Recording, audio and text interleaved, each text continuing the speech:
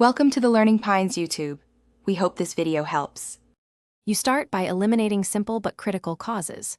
Reboot the modem, wait 30 seconds, then reboot the router. This refreshes DHCP leases and clears transient firmware states.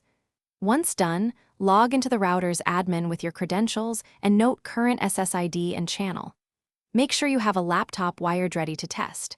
If you suspect provider issues, call them now. If not, proceed to firmware checks and configuration changes to stabilize signal and performance. Now you optimize settings and physical placement to improve reliability. Update firmware to fix known bugs, then change the admin password to prevent unauthorized changes. Move the router to a central, elevated location away from interference sources like microwaves and thick walls. Elevation of 1 to 2 feet often helps. Next, choose 5 GHz for nearby devices and scan neighboring networks to select a clean channel. If many networks share a band, set a fixed channel rather than auto. Finish by validating changes and locking down the network. Run a wired speed test to confirm ISP throughput, then test Wi-Fi at multiple distances to pinpoint dead zones.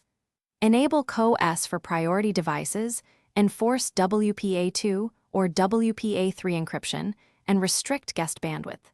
If instability continues, replace Ethernet cables and try a factory reset with a clean configuration. One troubleshooting tip: if intermittent dropouts persist, temporarily connect.